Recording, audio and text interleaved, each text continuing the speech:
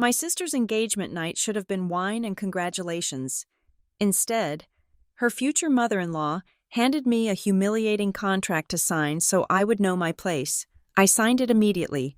No arguing, no walking away. Because the most dangerous person is never the loudest, but the one who owned the room on paper before the party started.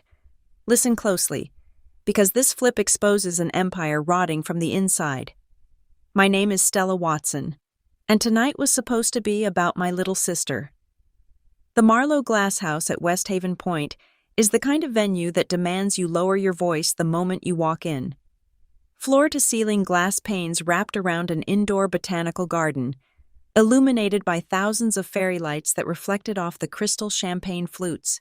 It was expensive, it was breathtaking, and it was crawling with the Hargrove family. They moved through the room like old money royalty holding court. The kind of people who smiled with their teeth but never their eyes, masking a deeply ingrained contempt for anyone who did not share their tax bracket. Tonight was celebrating the engagement of my sister, Lena, to Miles Hargrove, the golden heir to the Hargrove Meridian Group. The guest list tonight was a carefully curated chessboard. I recognized faces from the pages of financial magazines. There were regional bank executives, real estate developers, and at least 3 members of the Hargrove Meridian Board of Directors. This was never just an engagement party, it was a trade show.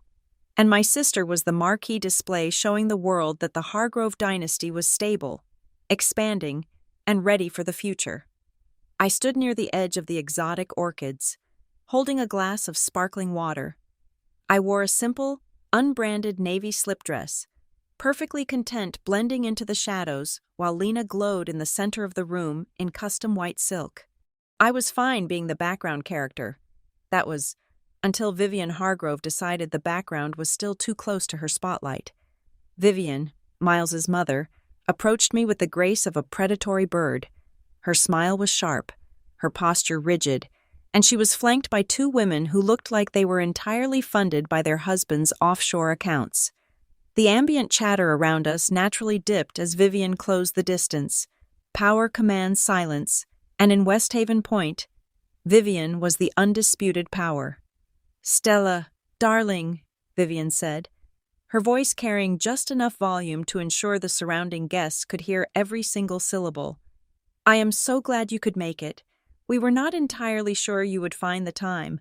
What with your little freelance projects, it must be so exhausting, bouncing from one lucky break to another just to keep up appearances." A smattering of polite, awkward laughter rippled through the immediate crowd.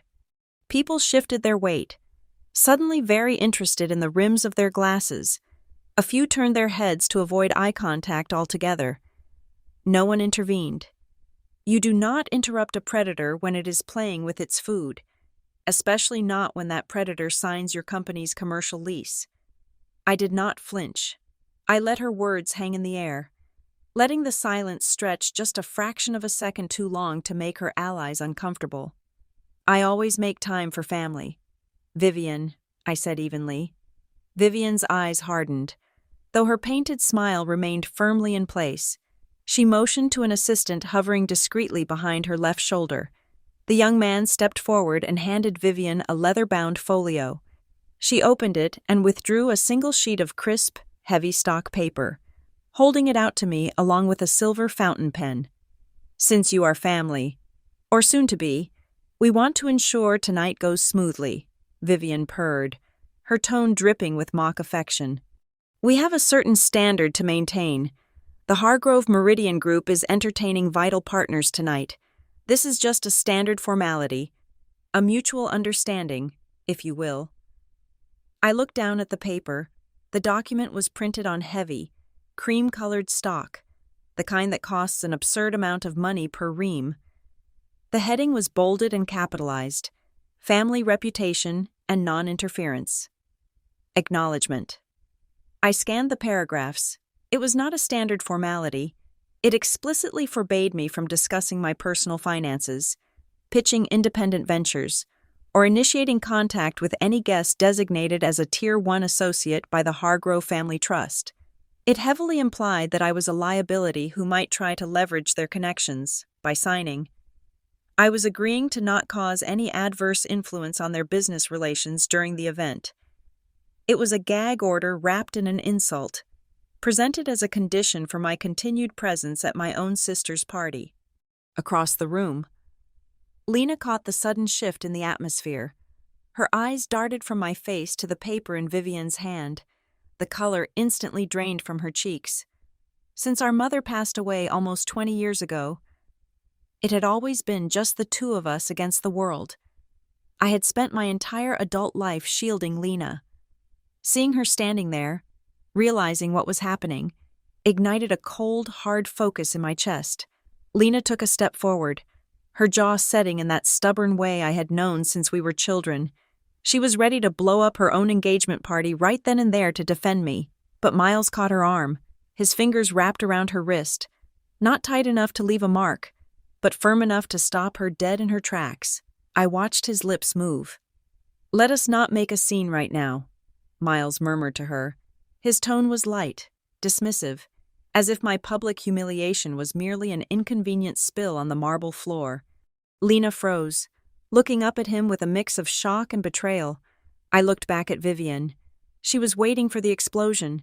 She wanted me to yell, to tear the paper into pieces, to storm out in a fit of lower-class rage so she could turn to her influential friends and whisper about the volatile, unrefined trash Miles was graciously tolerating for love. She desperately wanted to control the narrative. I refused to give her the satisfaction. Instead, I took the heavy silver pen from her perfectly manicured hand. I did not blink. I did not sigh. I did not offer a single word of protest. I placed the document flat against the smooth edge of a nearby cocktail table. The scratch of the nib was the only sound in our little circle as I signed my name at the bottom of the page in sharp, deliberate strokes.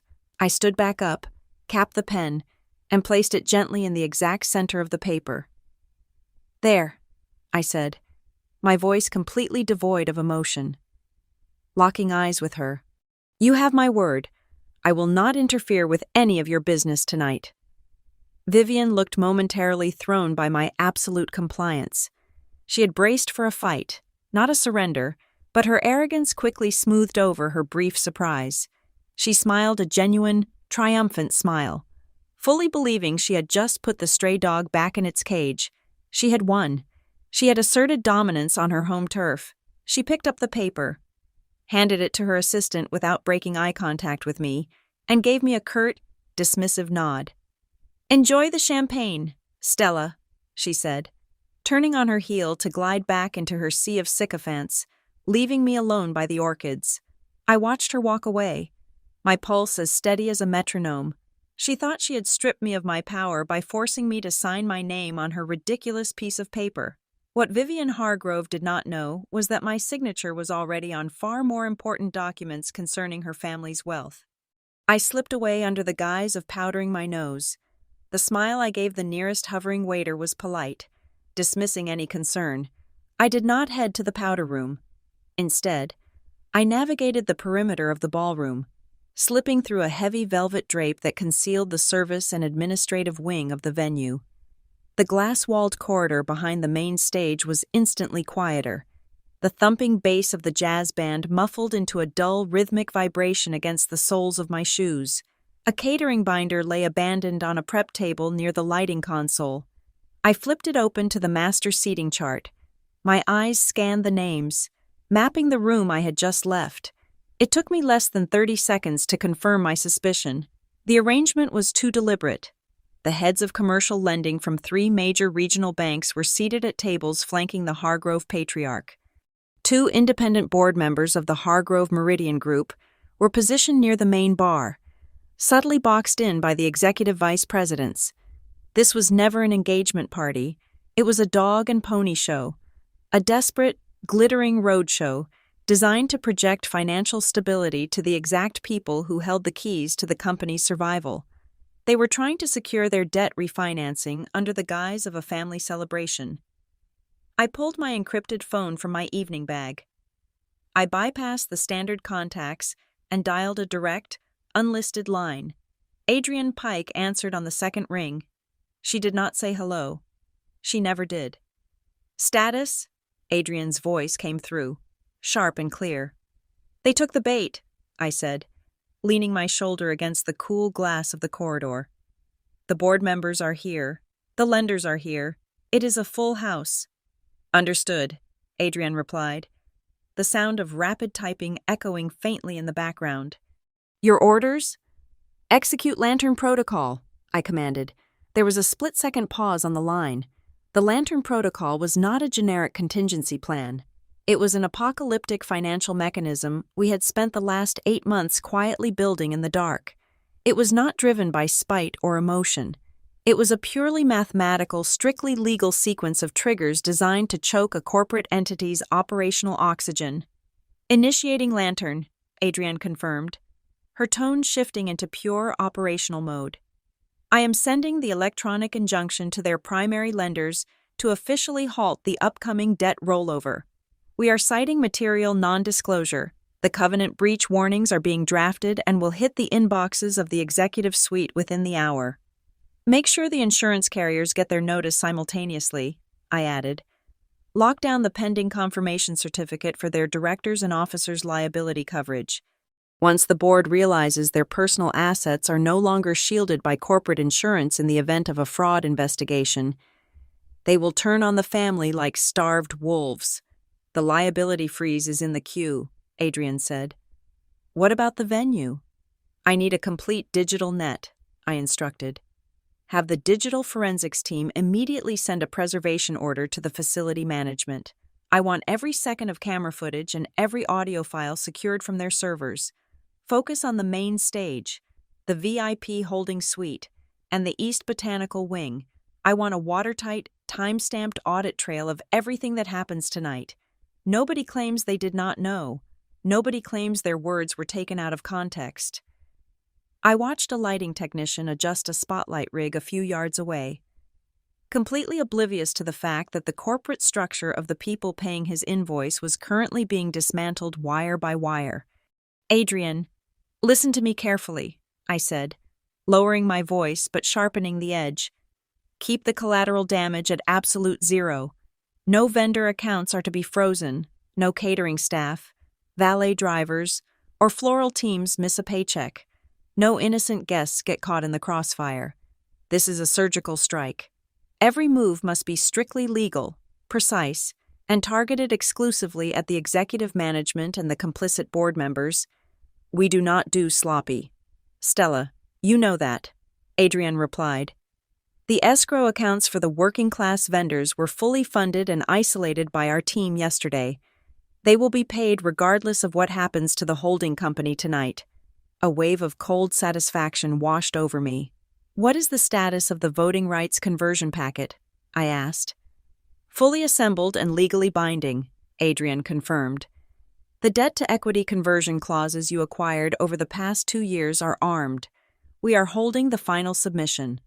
We just need that one last trigger condition to be met tonight to make the takeover publicly incontestable. You will have it, I said.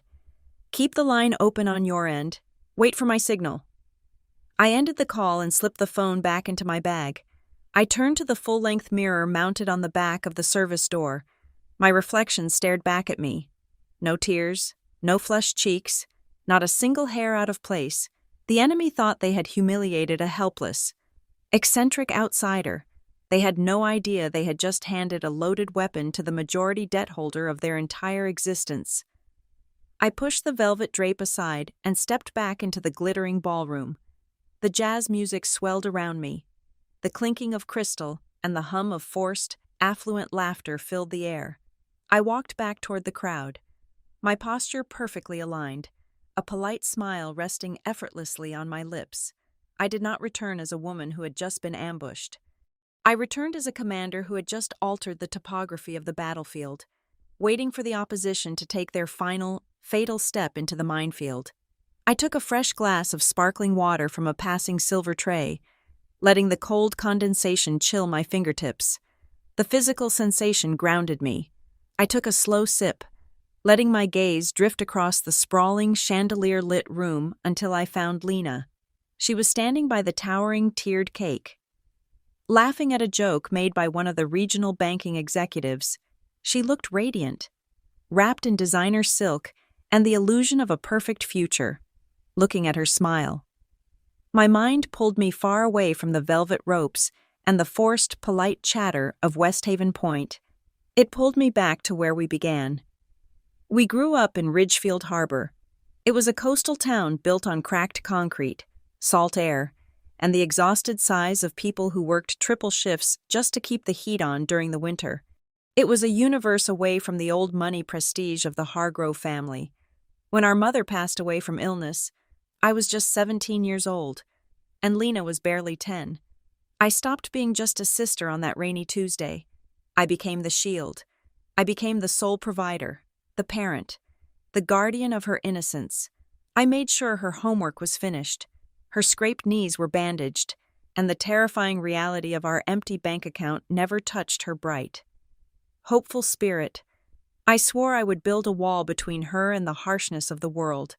That was why the people in this room, the elite Hargrove circle, looked at me with such thinly veiled disdain. They saw a woman who preferred off-the-rack tailored suits to runway couture, who drove a sensible, 5-year-old sedan, and who actively avoided the charity galas and the high society magazine spreads. They valued loud displays of wealth. Because I did not play their game of peacocking, they assumed I was merely a struggling freelancer, living off the scraps of occasional consulting gigs. They mistook my lack of flash for a lack of capital. They knew absolutely nothing about ThreadForge systems. I built that supply chain logistics platform from scratch in a rented, unheated garage space during my mid-20s. I wrote the code, mapped the predictive algorithms, and pitched it until my throat bled. I scaled it into a system that revolutionized distribution routing, and I eventually sold it to a multinational technology conglomerate for an 8-figure sum that completely altered the trajectory of my life. But I did not buy a yacht or a mansion. I took that massive injection of capital and vanished from the noisy, ego-driven technology startup scene. I pivoted into the shadows. I founded Grayline Ridge Capital. My new firm specialized exclusively in distressed corporate debt and aggressive organizational restructuring. We did not invest in hopeful ideas. We bought the paper of dying empires. We acquired the senior debt of failing companies and became the quiet, absolute authority deciding whether to rebuild those structures from the foundation or tear them down for scrap. The supreme irony of tonight was a bitter pill I had swallowed years ago. Almost half a decade passed, long before Miles Hargrove ever learned my sister's name. I had approached the Hargrove Meridian Group. I had arranged a meeting with Roland Hargrove, the patriarch and former chairman, to pitch a strategic partnership regarding their failing logistics network. I sat in his cavernous, wood-paneled office, laying out a foolproof operational recovery plan. Roland had leaned back in his leather chair, steepled his fingers, and laughed a patronizing, hollow laugh. He told me to my face that I was a clever technical girl, but I fundamentally lacked the executive pedigree to comprehend their elite operational class. He dismissed me as a blue-collar calculator who could never grasp the nuance of high-level corporate navigation. He had security escort me to the lobby. I did not get angry or raise my voice. I went back to my office and started watching them, when their so-called elite operational class drove them straight into a massive liquidity crisis 3 years later. The market vultures began to circle, but I did not circle. I just quietly bought the sky above them. When their cash flow completely dried up and the regional banks tightened their leashes, Grayline Ridge Capital moved in through half a dozen obscure, perfectly legal corporate entities. We systematically swept up their senior secured debt. We bought their commercial paper. We bought their mezzanine loans, without ever putting my name on a public press release. I became the invisible landlord of their entire legacy. Then, 18 months ago, Miles Hargrove walked into an art gallery and introduced himself to Lena. When they started dating, cold panic gripped my chest. My first, overwhelming instinct was to grab my sister, pull her far away from him, and tell her exactly who these people were. I wanted to show her the balance sheets proving they were dancing on the edge of a financial cliff. I wanted to expose their arrogance, but I held back. I stayed silent for 2 distinct reasons. First, I needed absolute, bulletproof evidence of their internal financial fraud before I blew up her world. Second, and far more importantly, I had made a promise to myself regarding how I would raise her. My job was to protect Lena, not to control her. I could not become the tyrant who dictated her life choices based on complex financial spreadsheets she had never seen. I could not be the cynical older sister tearing down her romance just because I held a grudge against her boyfriend's father. If I simply told her the Hargroves were monsters, she might resent me. She might think I was just a bitter, overprotective sibling trying to ruin her happiness. I had to let her see the rot for herself. She deserved the absolute dignity of her own revelation. Tonight was never just about springing a corporate trap or balancing a financial ledger. It was about dismantling the illusion. I was going to strip away the velvet and the crystal, and I was going to give my little sister the clear, unfiltered lenses she needed to finally see the truth standing right in front of her. I was going to protect her, but I was going to let her make the final choice. I stepped out through the heavy side doors onto the secluded garden terrace. The crisp night air cut through the lingering scent of expensive perfume and roasted duck from the ballroom. The valet station was a distant, muted hum of luxury engines. By the service gate, shrouded in the shadows of the high manicured hedges, a sleek black town car sat idling. Adrian stepped out of the back seat. She was not dressed for a gala. She wore a razor-sharp charcoal suit, her expression as unreadable and severe as a stone monument. She moved with the quiet efficiency of someone who dismantled empires for a living. She approached me and held out a dense, leather-bound portfolio. I took the portfolio. It was heavy, the physical weight of their ruin resting in my hands. "The forensic audit is complete," Adrian said, her voice barely rising above a whisper. "The data acquisition teams worked through the weekend. Every transaction, every hidden ledger, every offshore wire transfer from the last 3 years is documented and verified." I opened the folder under the dim, amber glow of a nearby security light. I bypassed the executive summaries and went straight for the transactional appendices. I did not need the narrative. I needed the raw, undeniable math. The first tab was dedicated to Miles, the golden heir, the man currently feeding my sister expensive cake and whispering sweet promises. The audit traced a complex web of procurement contracts back to a shell entity named Ember Advisory. It was registered in a jurisdiction specifically designed to shield corporate ownership. Whenever Hargrove Meridian signed a contract for raw materials or supply chain logistics, Ember Advisory magically appeared as an independent consultant, taking a massive percentage off the top. It was not consulting, it was skimming.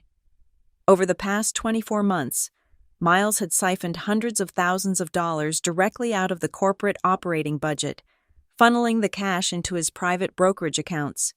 He was bleeding his own family's company dry from the inside out. I turned the page. The next section belonged to Maris, his sister, the elegant vice president of brand strategy who had sneered at my dress earlier in the evening. Her financial footprint was even more brazen.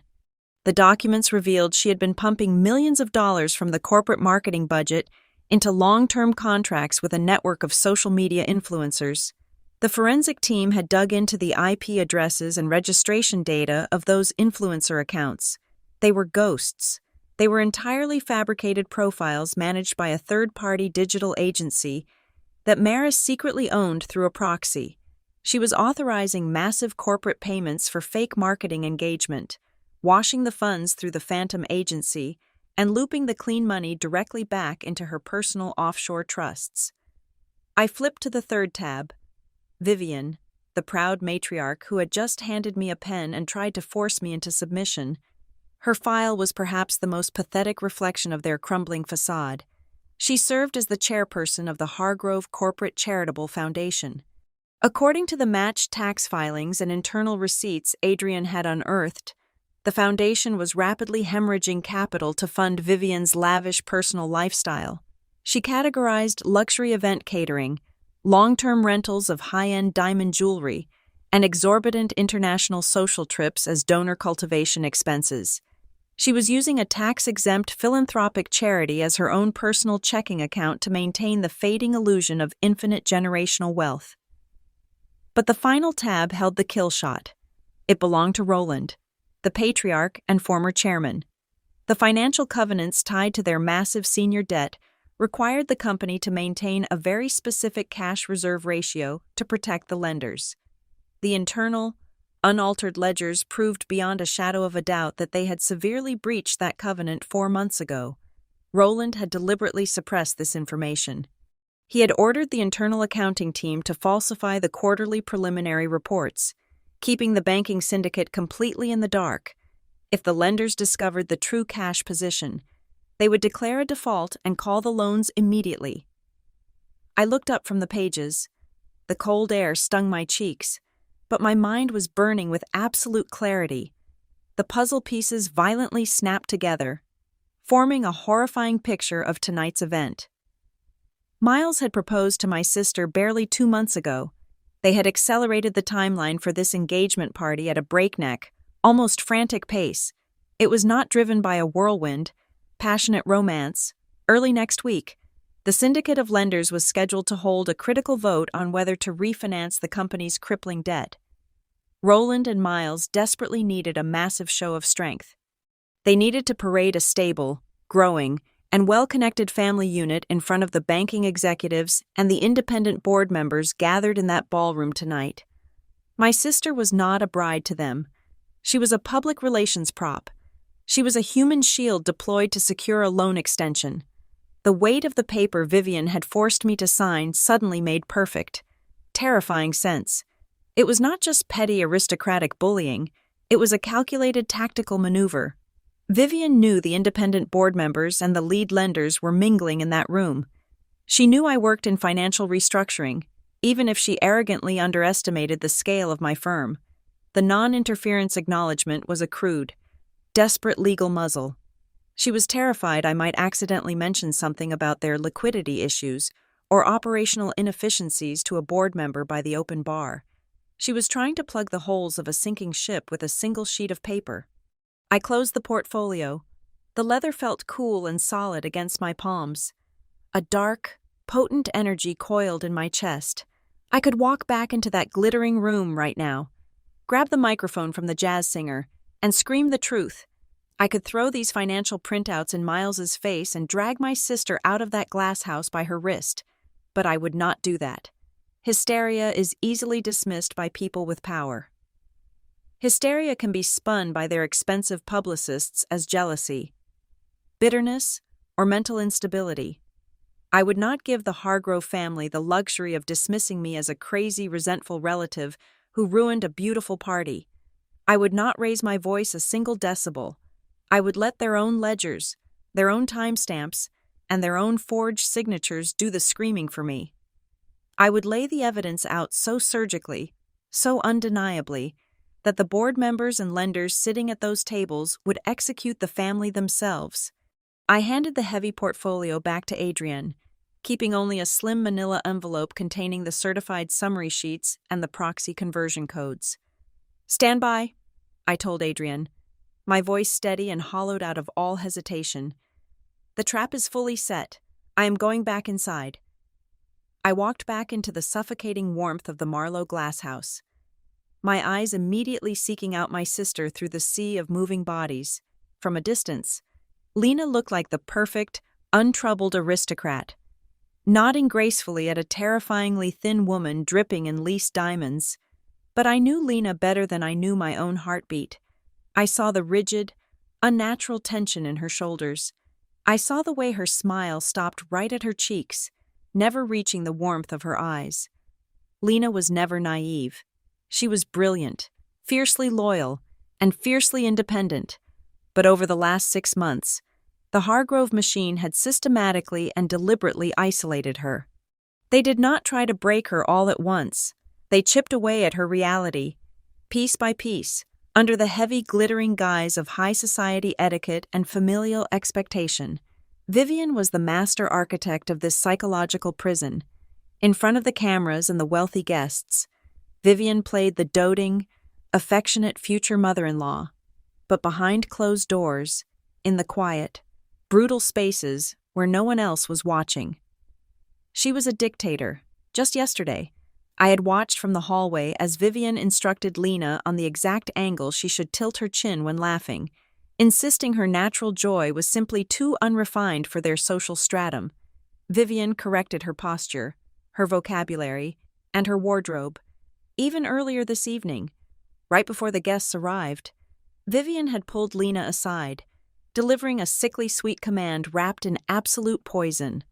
She had smiled, patted Lena's cheek, and explicitly instructed her to ensure her older sister did not spend too much time talking to the board members. Vivian had effectively told my sister to manage me, implying I was an uncultured liability that needed to be kept away from the adults in the room. But Lena was waking up. The conditioning was failing because my sister possessed a core of steel forged in the harsh winters of Ridgefield Harbor, long before she ever tasted vintage champagne. Just 4 hours before this party began, while she was sitting in a velvet chair getting her hair pinned up by a bridal stylist. My phone had buzzed. It was a secure, encrypted message from Lena. She had locked herself in the master bathroom of Miles's penthouse and taken a hurried photograph of a document he had casually slid across the marble kitchen island that morning. Miles had kissed her cheek, poured her coffee, and called it a standard procedural addendum to their prenuptial agreement. He told her not to worry her pretty head about the dense legal formatting, casually mentioning it was just a final formality before the celebration. I did not just read the document, I immediately routed the image to Jocelyn Hart. Jocelyn was Lena's former college roommate, a fiercely protective friend, and a ruthless independent family law attorney who tore apart predatory corporate contracts for sport. Jocelyn called me back in exactly 3 minutes. Her voice was shaking with pure, unadulterated anger. The document was not a formality, it was a financial death warrant. Hidden beneath dense, paralyzing paragraphs about family trust restructuring was a catastrophic hidden clause. It legally bound Lena, the exact moment she signed the marriage license, to act as a co-signer on a massive personal guarantee. The guarantee was vaguely categorized as funding for family real estate renovation, specifically activated in the event of corporate restructuring. Jocelyn translated the trap into plain English for us. If the Hargrove Meridian Group went bankrupt and defaulted on their commercial loans, the banking syndicate could bypass the corporate shields and come directly after Lena. Miles and his family were actively plotting to use her clean credit, her future earnings, and her pristine legal standing as a human shield for their sinking empire. When I called Lena to explain what the clause actually meant, she was crying silently on the cold bathroom tiles. She told me how Miles had reacted when she timidly questioned the wording earlier that week. He had not yelled. He had used a weapon far more insidious than rage. He had used condescension. He had sighed, looking at her with a mixture of pity and profound disappointment. He softly insisted that anyone marrying into a family with legacy wealth and substantial assets had to accept these baseline responsibilities. He made her feel ungrateful, small, and financially illiterate. He continuously gaslighted her into believing that handing over her financial autonomy to cover his family's debts was simply what wealthy, devoted people did for love, but Miles severely underestimated the woman he was trying to cage. My sister wiped her tears and did what a Watson always does when backed into a corner. She fought back quietly. 10 minutes after my agonizing call with Jocelyn, Lena sent me an audio file. She was not just a victim crying in a bathroom. She was actively gathering ammunition. She had secretly pressed record on her phone while riding in the back of a town car with Miles 2 days prior. I had listened to the playback in my office, my blood turning to absolute ice. I heard the low hum of the tires on the asphalt. Then, I heard Miles speaking to his father on speakerphone. He sounded stressed, annoyed, and completely devoid of any romantic warmth. He explicitly told Roland that the lenders were getting anxious and aggressive.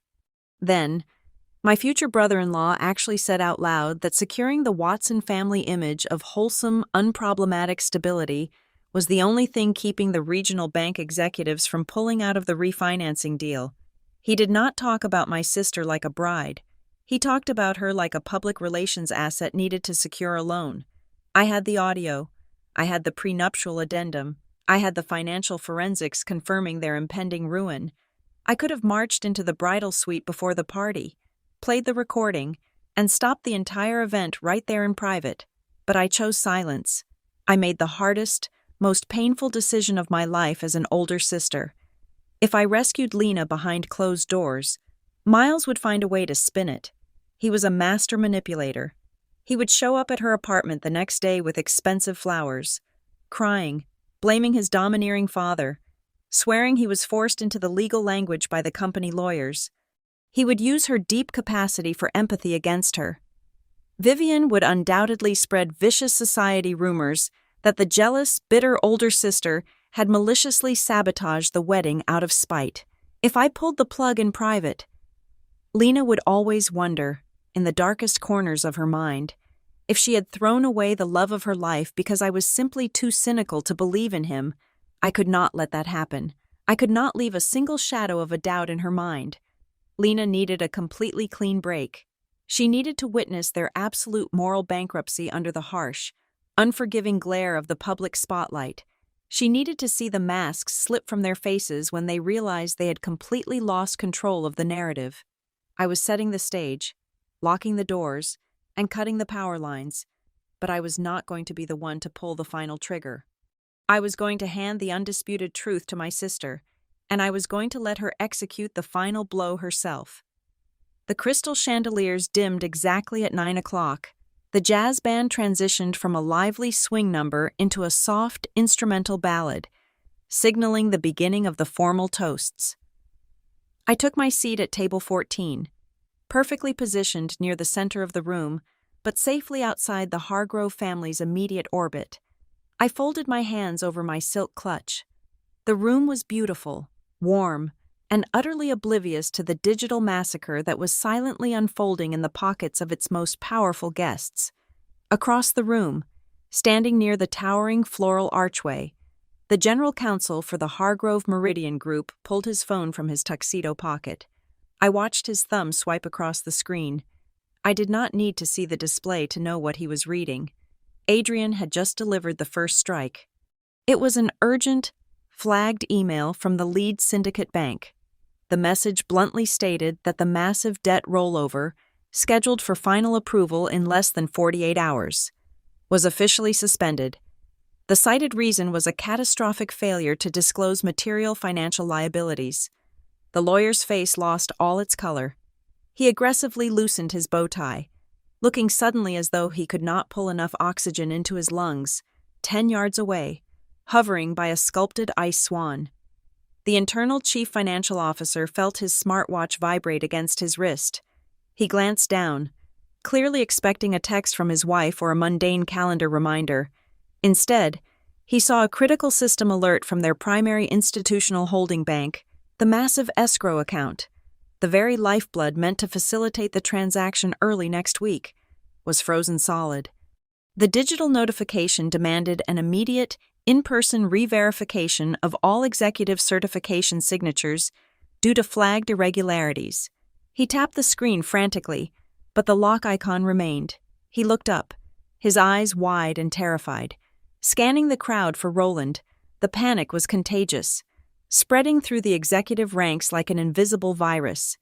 Seated directly to my left at table 12 was one of the 3 independent board members, an older man who had built his reputation on corporate governance. His private encrypted tablet, which he had discreetly propped against his water glass, illuminated with an incoming high-priority file. It was an emergency written consent packet, loaded with forensic appendices detailing the exact mechanics of the internal fraud.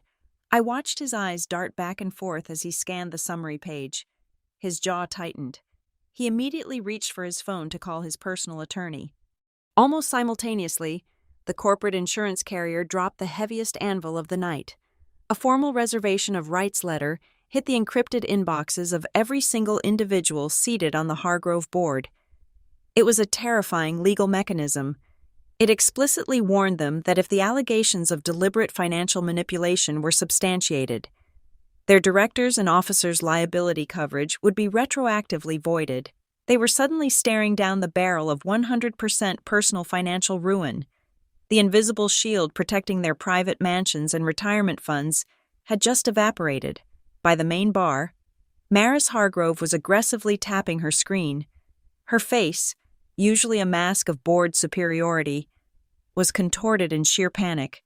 Emergency calendar invitations were flooding her inbox, demanding crisis management meetings at midnight, then 1 o'clock in the morning, and again at 6 o'clock tomorrow. She grabbed the arm of a junior vice president standing next to her, her acrylic nails digging into his jacket sleeve. I could read her lips perfectly from my vantage point. She was frantically accusing someone in their accounting department of wearing a wire, convinced there was a high-level mole leaking their internal ledgers to the press. Miles noticed the sudden, chaotic shift in the room's energy. He saw his general counsel sweating. He saw Maris hyperventilating near the bartender. His perfectly groomed facade cracked for a fraction of a second. His eyes darted around the room, searching for the source of the bleeding. Then, his gaze locked onto me. I was sitting quietly, sipping my water. He narrowed his eyes, a flicker of deep suspicion crossing his face. He leaned over and snapped his fingers to summon the head of private security. He pointed a discreet finger in my direction, whispering harsh instructions to watch my every move. Clearly convinced I was somehow attempting to cause a low-level disturbance to ruin the aesthetic of the evening. He was so fundamentally arrogant that he could only perceive me as a minor nuisance. I gave him nothing. No glare, no confrontation, no proof he had rattled me. A waiter approached my table and poured a measure of vintage champagne into my flute. I picked up the delicate crystal glass by its stem. I looked directly at Lena, who was sitting at the head table, looking confused by the sudden whispering amongst her future in-laws. I caught her eye, offered a warm, genuine smile, and raised my glass to her in a silent, deeply loving toast. It was the perfect picture of sisterly devotion and absolute compliance. Sitting next to Miles, Vivian witnessed the toast. She saw me sitting exactly where I was told, drinking the champagne she had provided, causing absolutely no scene. Her chest puffed out. She completely misinterpreted my stillness as total subjugation. She firmly believed her ridiculous legal paper had successfully terrified me into knowing my place.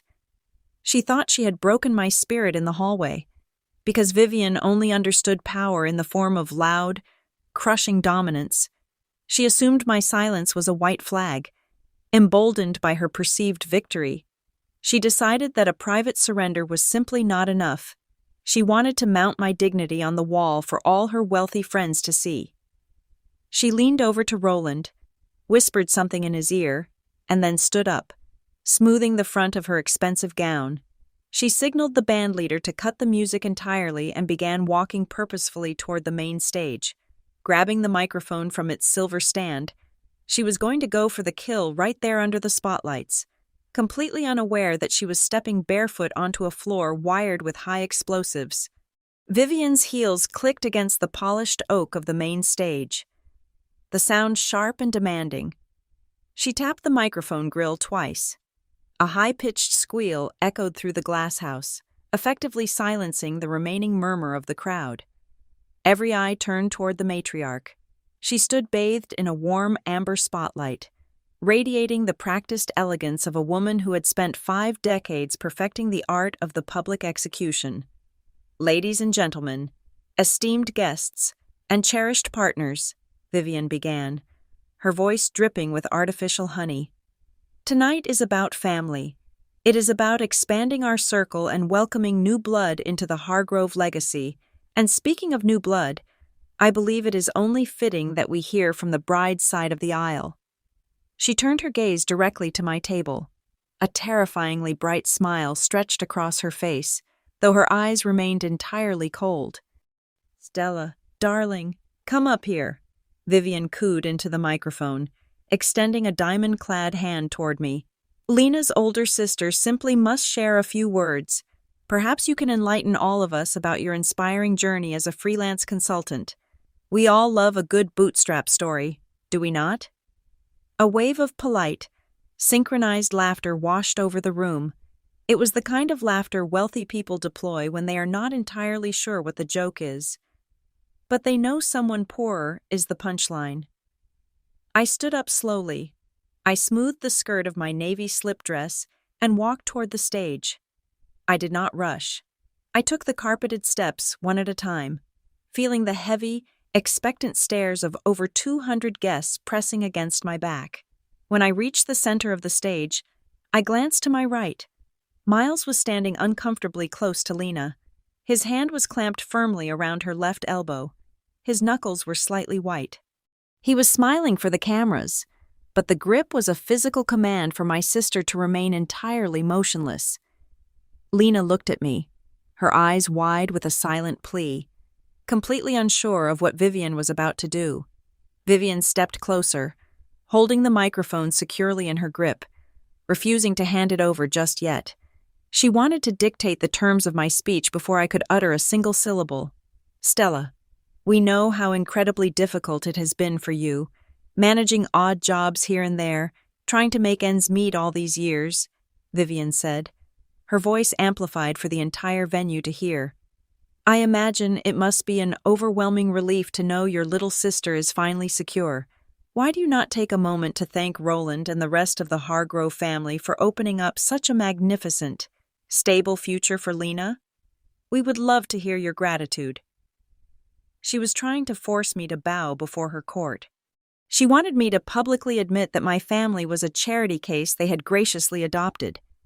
She wanted the board members to see me as a grateful peasant, neutralizing any threat I might pose.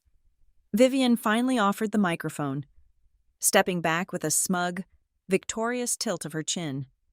I took the cold metal cylinder from her hand. I did not look at Vivian.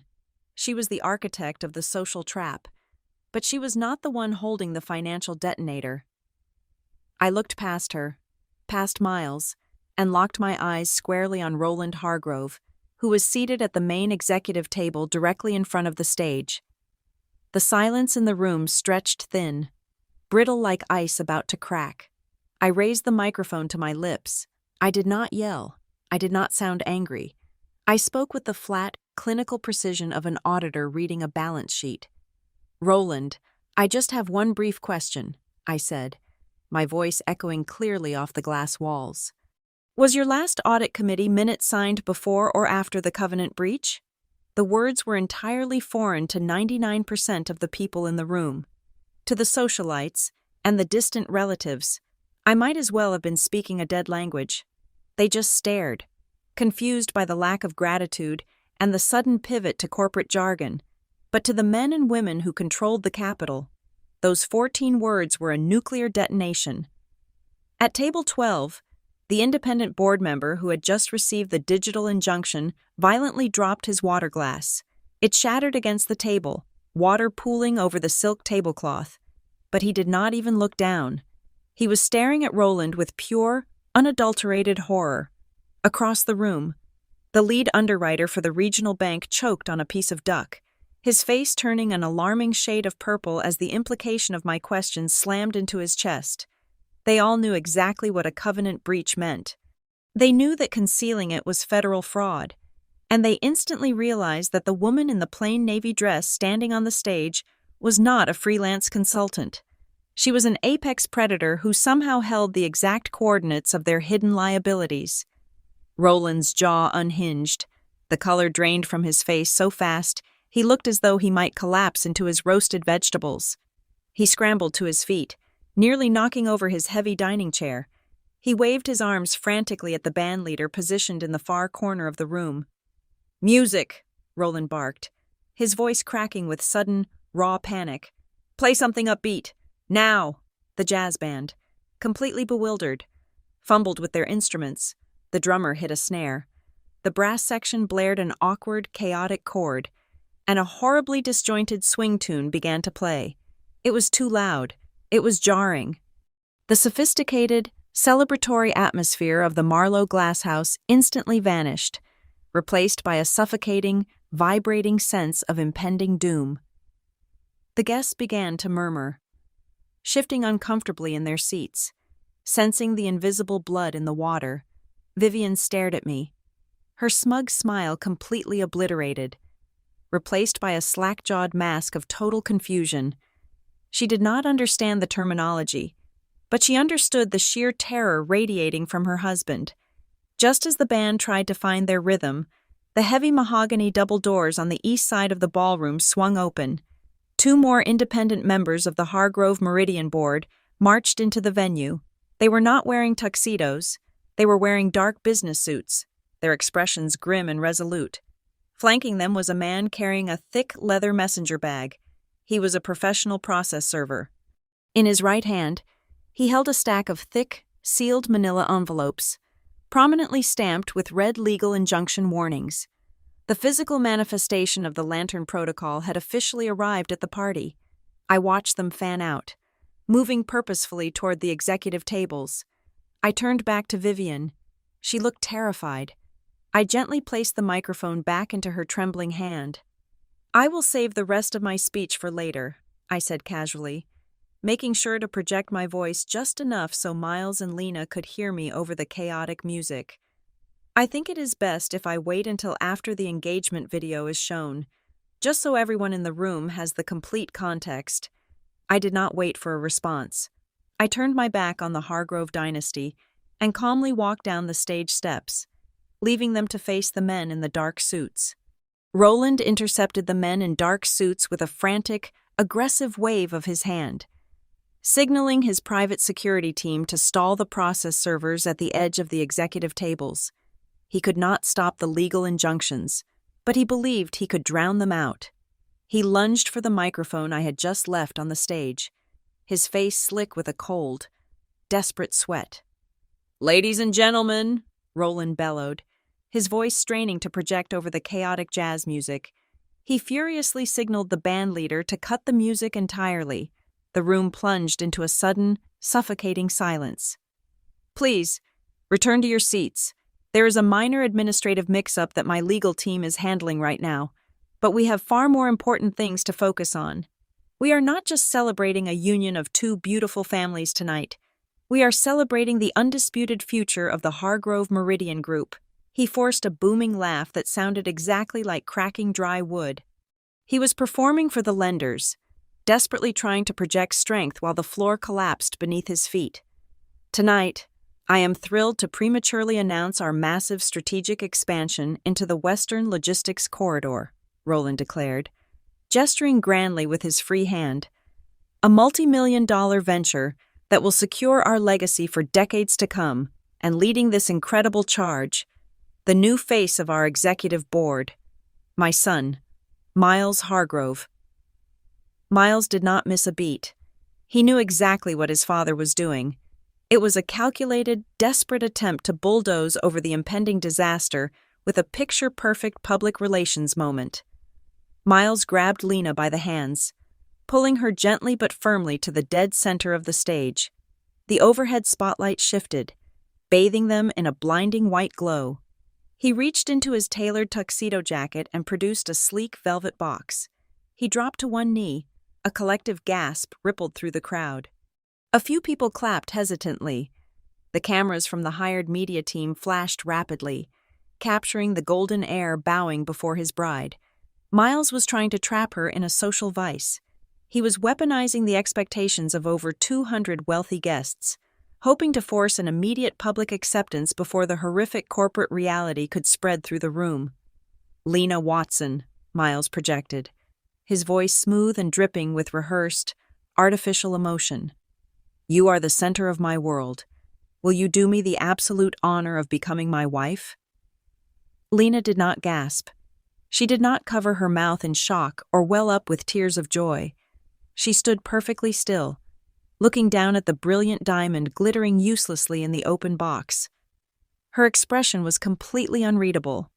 Then, she took a deliberate step to her right and lifted the microphone from the stand Roland had just stepped away from. "Miles," Lena said. Her voice was steady, carrying a chilling, absolute calm that echoed off the high glass ceiling. "Before I give you an answer, I need you to clarify something for me. Right here, in front of your family, in front of your board of directors. What exactly is the personal guarantee clause hidden in the fourth appendix of our prenuptial agreement? The room died. The ambient hum of wealth and privilege instantly evaporated. You could hear the condensation dripping off the ice sculptures. Miles froze entirely. His perfectly handsome face contorted into a mask of sheer, unadulterated panic. He remained planted on one knee, completely paralyzed by the sudden exposure of his betrayal. Vivian could not handle the silence. The illusion was breaking, and she rushed forward to tape it back together. She stormed across the stage, her heels striking the polished wood like hammer blows. "This is utterly ridiculous," Vivian shrieked, snatching at the air as if she could physically grab the words and shove them back into Lena's mouth. "It is a standard legal misunderstanding. You are confused. Darling, it is just paperwork." Vivian then whipped her head around, her eyes scanning the floor until they locked onto me standing near the edge of the stage steps. She pointed a trembling, manicured finger directly at my chest. "This is her doing," Vivian accused loudly, her voice echoing through the silent ballroom. "Stella has been poisoning your mind. She is a bitter, deeply jealous woman who cannot stand to see you elevated above her pathetic little life. She is trying to ruin your happiness because she has absolutely nothing of her own." Deep inside my silk clutch, my encrypted phone vibrated twice. I slipped it out, keeping my eyes locked on the stage. It was a text message from Adrienne. The message was brief and absolute. The debt-to-equity conversion was legally registered at exactly 17 minutes past 4 in the afternoon. I now officially held 61.2% of the voting rights. Controlling interest was active. Furthermore, Adrienne confirmed she had successfully secured the severance and payroll transition packages for all lower-level staff. The warehouse workers, the delivery drivers, and the administrative assistants would not miss a single dollar of their paychecks if the executive board was suspended tonight. The human collateral was protected. The logic was flawless. The takeover was complete. A profound wave of cold relief washed over me. The trap was no longer just set. The steel jaws had already snapped shut. I was no longer an outsider causing a scene at a party. I was the legally recognized owner of the empire they were desperately trying to protect. On the stage, Lena completely ignored Vivian's hysterical ranting. She reached into the small hidden pocket of her silk gown and pulled out a folded piece of paper. It was the physical supplementary page her attorney had managed to courier to her just before the event started. Lena unfolded it slowly, holding it up to the blinding spotlight. "It is not a misunderstanding, Vivian," Lena said, bringing the microphone back to her lips. "It clearly states that upon signing the marriage certificate, I assume total personal financial liability for the restructuring of the Hargrove family assets. You are not welcoming me into your family. You are using me as a human shield against your creditors." The undeniable truth, broadcast loudly over the venue's sound system, broke Vivian entirely. The facade of the elegant, composed matriarch shattered into a million jagged pieces. Her face flushed a deep, violent crimson, the veins in her neck bulging against her diamond necklace. "Security!" Vivian screamed, her voice tearing at the seams, sounding completely unhinged. She pointed at me again, her eyes wild with a feral, desperate rage. "Get that woman out of here right now. Drag her out. She is trespassing. Remove her immediately." She was demanding my physical removal from the premises.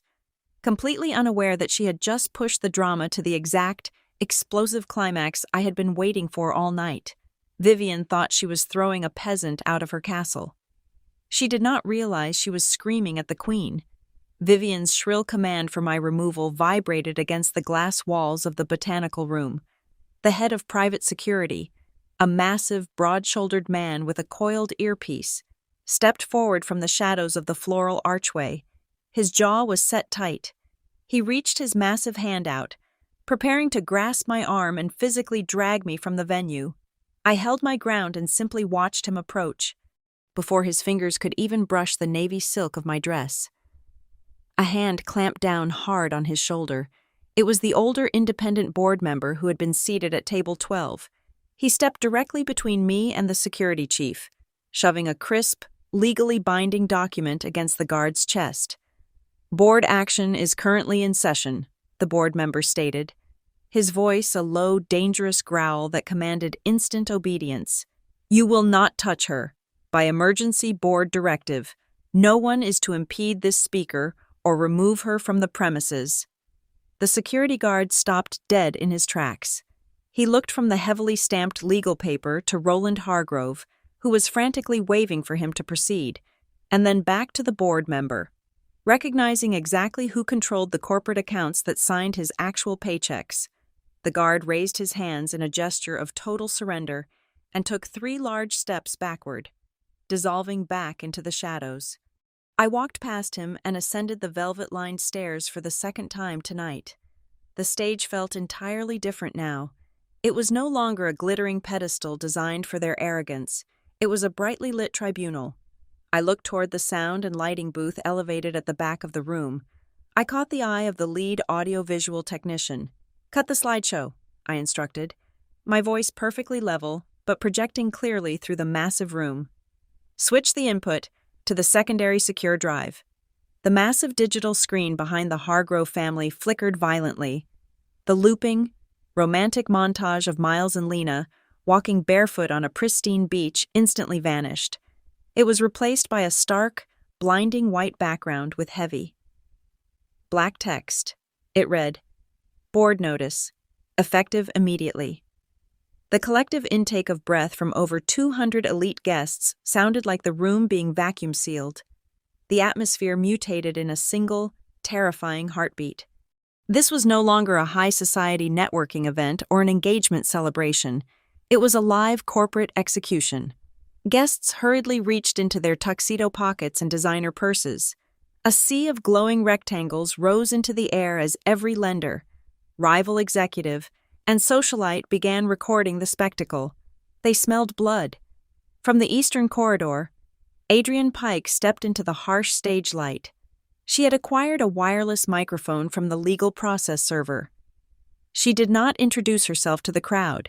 She did not offer any polite pleasantries. She simply raised the microphone and began reading from the official injunction with the clinical detachment of a mortician. "Pending a full forensic financial review," Adrienne's voice cut through the frantic murmurs like a surgical blade. "All corporate network access, banking authorization codes, and expenditure approval rights are indefinitely suspended for the following individuals: Maris Hargrove, Miles Hargrove, and Roland Hargrove." By the bar, Maris frantically tapped the screen of her phone, her face draining of all color as she realized she was already locked out of her own corporate email. "As of 8 o'clock this evening," Adrienne continued mercilessly, "your executive security badges are deactivated. You are legally barred from initiating any financial transfers, signing any vendor agreements, or accessing any facilities operating under the Hargrove Meridian Group." Roland's face transformed into a mask of pure, unadulterated fury. The veins in his forehead throbbed violently against his skin.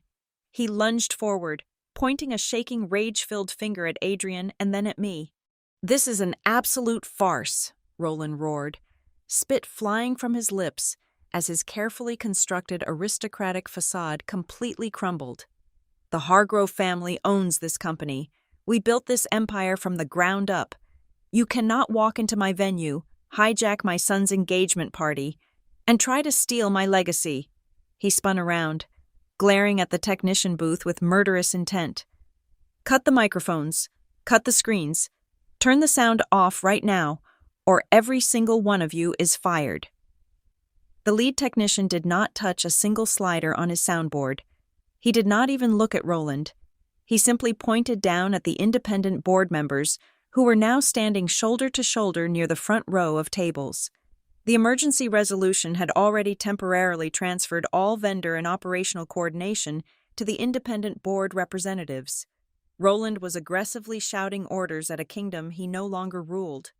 I stepped forward, pulling the heavy manila envelope Adrienne had given me from beneath my arm. I reached inside and pulled out the thick stack of official parchment. "I have the unbroken chain of title right here," I announced, holding the first document up toward the blinding spotlight. I have the finalized debt transfer deeds covering every single one of your defaulted senior secured loans. And right here, I have the fully executed proxy packet. I held the physical manifestation of their absolute ruin in my hands. The crowd leaned in, breathless, waiting for the final strike. They desperately wanted the numbers. They wanted to know exactly who owned what percentage and who was taking the chairman's seat. But I kept the audience suspended at the very peak of their curiosity. The tension in the room was pulled tight as a wire. I was not ready to drop the final, crushing weight of the truth on the Hargroves just yet. My priority was never the wealthy spectators or the banking syndicate. I turned my back to the flashing cell phone cameras and the hyperventilating executives. I walked directly over to my sister. Lena was still standing next to Miles, though she had physically recoiled from him, creating a wide, unbridgeable gap between their shoulders. She looked at the documents in my hand, and then up at my face. I looked deeply into her eyes, completely ignoring the screaming chaos and the ruined empire swirling around us. "Lena," I said, my voice softening just enough for her to hear the absolute, unwavering sincerity beneath the steel. "You do not need to choose between love and your sister. You only need to choose with the full truth." I turned back to the crowd. The silence in the room was absolute, heavy with the suffocating weight of incoming destruction. I raised the microphone, my voice perfectly steady, stripping away the final layer of the illusion. "My name is Stella Watson," I announced to the room, "but in the financial sector, I operate under a different title. I am the managing partner of Grayline Ridge Capital. Over the last 2 years, my firm has quietly acquired every single note of senior secured debt held by the Hargrove Meridian Group." The regional bank executives at the front tables sat frozen, their eyes locked on me in sheer disbelief as the reality of my words washed over them. At exactly 17 minutes past 4 o'clock this afternoon, my firm executed the conversion clauses on those defaulted notes. I continued, speaking with deliberate, punishing clarity. "We now officially hold 61.2% of the total voting rights. As of that exact timestamp, I am the controlling owner and the new chairwoman of the board. The company this entire family works for now belongs entirely to me." I did not give them a moment to breathe. I laid out the execution cleanly. "The emergency injunctions delivered tonight are not baseless accusations," I stated, gesturing toward the board members. "They are the result of a comprehensive forensic audit. We have fully documented Roland Hargrove deliberately hiding severe covenant breaches from his lenders. We have the ledgers proving Vivian Hargrove has been draining the corporate charitable foundation to fund her personal luxury expenses. We have the digital footprint exposing Maris Hargrove's fabricated marketing contracts, and the offshore routing numbers detailing how Miles Hargrove siphoned hundreds of thousands of dollars through a shell company called Ever Ember Advisory." I paused, turning my gaze directly to Roland. He looked as though the floor had simply opened up beneath him. "Furthermore," I added, locking the logic of his earlier desperate speech, "that magnificent strategic expansion Roland just tried to sell you is a total fabrication. It is a distressed asset fire sale. He was quietly preparing to liquidate core operational divisions at a massive loss just to cover his immediate tracks, a move that would have completely eliminated the pensions and long-term healthcare benefits of over 400 blue-collar employees. I have officially halted that sale. An operational protection fund has been capitalized and deployed as of an hour ago to secure payroll and all vendor contracts." Vivian let out a guttural, terrifying sound of pure denial. She lunged forward, pointing a shaking finger at my face. "You vindictive monster!" Vivian spat, her voice cracking wildly. "You came here to destroy a beautiful family on the night of my son's engagement. You are tearing them apart just because you hate us." I did not argue with her hysterics. I pulled my encrypted phone from my clutch, opened the audio file Lena had sent me, and held the device directly against the microphone grill. The raw sound of tires rolling over asphalt filled the massive glass house, followed instantly by Miles's unmistakable, callous voice echoing from the speakers. "I need the Watson family image. We need the illusion of stability to keep the syndicate from pulling the plug on the refinancing. The recording clicked off. The ballroom was so quiet, I could hear the faint hum of the overhead lighting rig. Lena stepped forward. She did not cry. She did not scream or throw her glass in a dramatic fit of theatrical rage. She calmly slipped the massive, glittering diamond off her left hand. She picked up the folded page of the prenuptial agreement, placed it flat on the nearest cocktail table, and set the heavy ring directly on top of the personal guarantee clause. "You did not propose to me, Miles," Lena said, her voice carrying a profound, devastating clarity that cut straight through to his core. "You were just asking me to co-sign a loan." Miles reached out for her, his face a mask of panicked desperation, but she stepped back, placing herself completely out of his reach. The 3 independent board members immediately moved in, physically blocking the Hargrove family from approaching either of us. There were no dramatic arrests. There were no police sirens wailing in the distance. That is not how high-level corporate fraud is handled on the first night. Everything transitioned instantly to standard legal, audit, and investigative procedures. The head of private security, now taking his orders directly from the newly empowered board representatives, gestured firmly toward the main exit. Roland, Vivian, Miles, and Maris were politely but forcefully escorted out of the Marlowe glasshouse, forced to do the agonizing walk of shame past every investor, rival, and socialite they had ever tried to impress. 2 hours later, the glasshouse was empty, completely secured by my forensic teams. Lena and I were sitting in a glowing, neon-lit diner on the edge of Ridgefield Harbor. The contrast was staggering. There were no crystal flutes, no leased diamonds, and no string quartets. There was just a chipped formica table, 2 plates of greasy French fries, and cups of black diner coffee. Lena dipped a fry into her ketchup, a small, genuine smile finally touching the corners of her tired eyes. We talked about her future. We talked about using her clean, untouched savings to lease that independent art studio she had always wanted, far away from the toxic gravity of high society. We talked about living a life without the suffocating, endless pressure of maintaining a rented class status. As I watched my sister laugh for the first time all day, I took a slow sip of my coffee. I do not view revenge as a hot, raging fire. Fire is unpredictable. Fire burns the innocent right along with the guilty. To me, revenge is simply a ledger.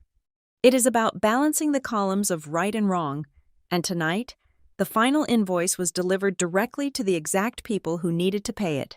Thank you so much for listening to this story. Please let me know where you are listening from in the comments below, so we can interact and share our thoughts together. I invite you to subscribe to the Lily Revenge Stories channel, like this video, and support the channel by liking the video and sharing it, so more people can hear this story.